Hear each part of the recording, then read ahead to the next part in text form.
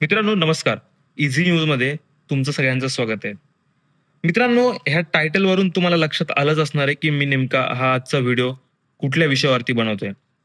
मित्रांनो, 28 जानेवारीला अजित पवारांचा विमान अपघातामध्ये दुर्दैवी मृत्यू झाला आणि त्यानंतर मोठे प्रश्नचिन्ह महाराष्ट्राच्या राजकारणामध्ये निर्माण झाले. अजित पवारांचा मृत्यू हा घात की अपघात?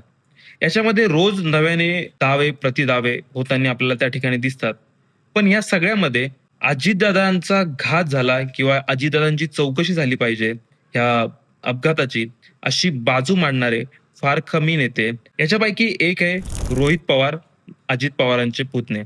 मित्रांनो, अजित पवारांचे पुतणे असणाऱ्या रोहित पवारांनी गेल्या काही दिवसांपासून या संदर्भाने एफ-आय-आर नोंदवली जावी महाराष्ट्रामध्ये, यासाठी मोठे प्रयत्न केले. आधी मुंबईमध्ये, नंतर बारामतीमध्ये असे अनेक प्रयत्न केले, पण महाराष्ट्रामध्ये त्यांना एफ-आय-आर नोंदवता आली नाही. आणि मग त्यामुळे त्यांनी भारतातील महत्वाच्या नेत्यांच्या भेटीगाठी घेतल्या. अरविंद केजरीवाल असतील, समाजवादी पक्षाचे नेते अखिलेश यादव असतील, विरोधी पक्ष नेते राहुल गांधी असतील, यांची त्यांनी भेट घेतली आणि त्यांनी संपूर्ण प्रकरण त्यांच्या समोर ठेवण्याचा प्रयत्न केला. त्यांच्याकडे महाविकास आघाडी जी महाराष्ट्रात आहे आणि इंडिया अलायन्स जी देशामध्ये आहे, त्यांनी अजितदादांच्या अपघातावरती त्या ठिकाणी आवाज उठवावा असं आव्हान इंडिया अलायन्सच्या सगळ्या नेत्यांसमोर त्यांनी केलं. मित्रांनो, परिणामी राहुल गांधींनी त्यांना असं सजेस्ट केलं की ज्या राज्यामध्ये त्या ठिकाणी एफ-आय-आर नोंदवली जात असेल, ज्या राज्यामध्ये न्याय मिळत असेल, त्या ठिकाणी तुम्ही एफ-आय-आर नोंदवा, असं रोहित पवारांना त्या ठिकाणी सजेस्ट राहुल गांधींनी केलं, असं स्वतः रोहित पवारांनी सांगितलं. एफआईआर इस कंट्री में करने का अधिकार सबको है, दैट इज डेमोक्रेसी. लेकिन अजित दादा के बारे में हमको एफआईआर करने नहीं दिया जा रहा. That was very surprising for Rahul Gandhi ji और उसके बारे में उन्होंने चिंता व्यक्त की. आणि त्याच पद्धतीने मित्रांनो, रोहित पवारांनी एफ-आय-आर नोंदवली ती कर्नाटकामध्ये, जी 0 नंबरची एफ-आय-आर.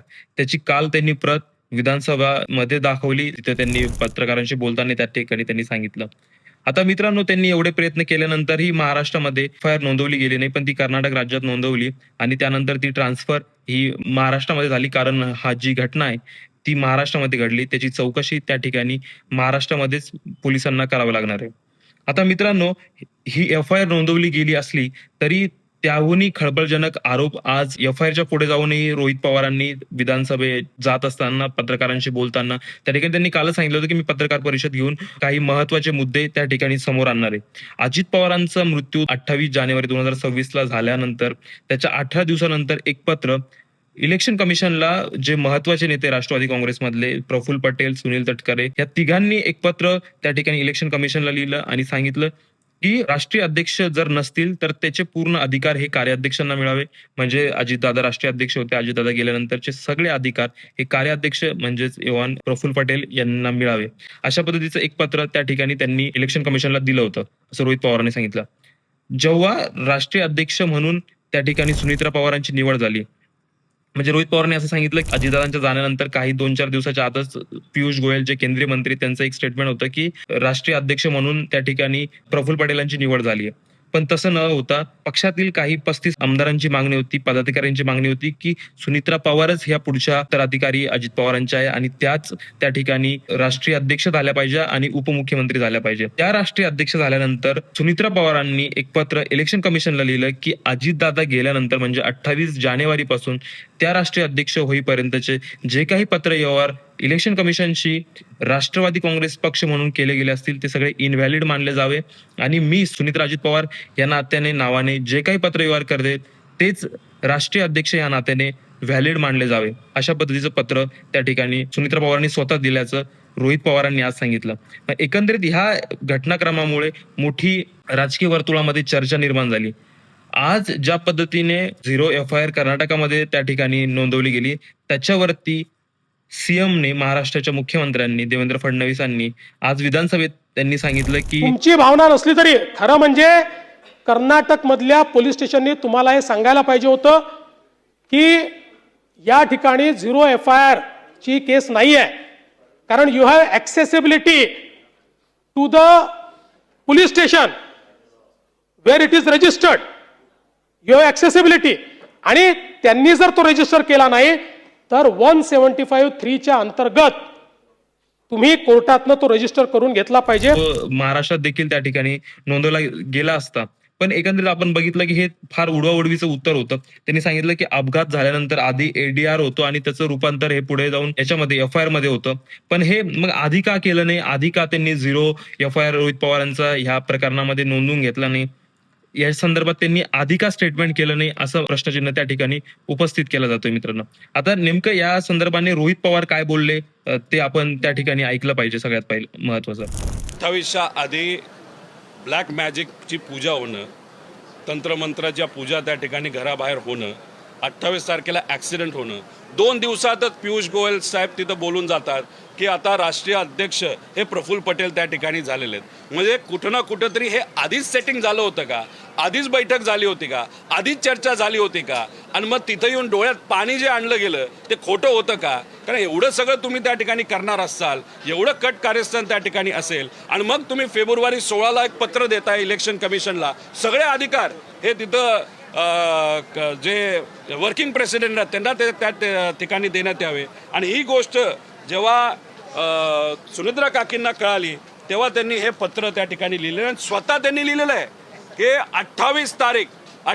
28 जानेवारीपासून ते त्या राष्ट्रीय अध्यक्ष होईपर्यंत जर कोणी त्या ठिकाणी पत्र कुठलंही दिलं असेल ते नल अँड व्हाईट त्या ठिकाणी ठरवावं. म्हणजे सुनित्रा काकींना कदाचित जी गोष्ट दादांना माहीत होती, कोणावर विश्वास ठेवायचा कोणावर विश्वास ठेवायचा नाही, हे काकींना कळलंय असं आम्हाला वाटतं. फक्त एवढंच आहे, राजकारण इतकं वंगाळ झालेलं आहे, आसपास कोण लोक आहेत हे मात्र काकींनी त्या ठिकाणी योग्य पद्धतीने ठरवावं का लेगेसी आहे.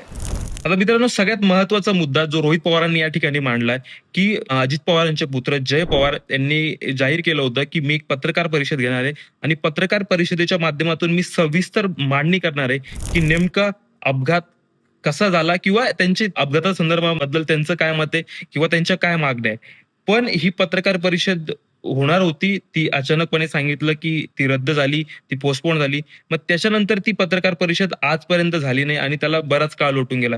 आता ही पत्रकार परिषद का झाली नाही याच्या मागचे काय कारण आहे? रोहित पवारांच्या मते की राष्ट्रवादी काँग्रेसच्या काही नेत्यांमुळे आणि भाजपमधील काही नेत्यांमुळे ही पत्रकार परिषद थांबवली गेली.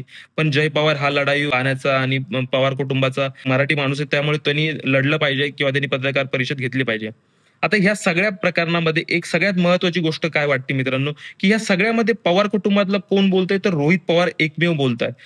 सुप्रिया सुळे काही बोलत नाहीये, शरद पवार काही बोलत नाही, जय पवार काही बोलत नाही आणि सगळ्यात महत्वाचं म्हणजे उपमुख्यमंत्री असणाऱ्या सुनित्रा पवार, ज्या अजित पवारांच्या पत्नी आहेत, त्या ह्या प्रकरणावरती त्यांनी मुख्यमंत्र्यांची त्या ठिकाणी भेट घेतली, पंतप्रधानांची भेट घेतली, अमित शहाची भेट घेतली, या सगळ्यांची भेट घेतली. पण पब्लिक डोमेनमध्ये या संदर्भाने त्यांचं काही स्टेटमेंट येत नाही.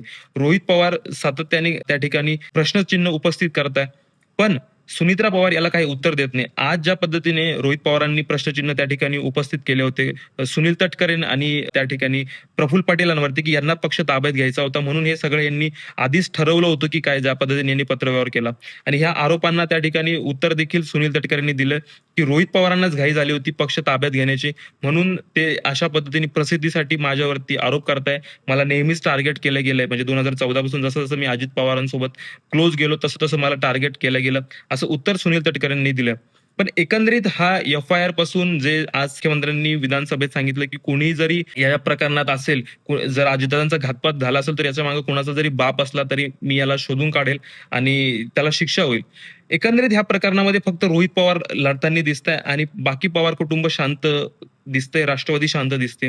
ह्या मध्ये अजितदादांना न्याय मिळेल का आणि एकंदरीत ह्या प्रकरणाबद्दल तुम्हाला काय वाटतं? कमेंट करून नक्की कळवा.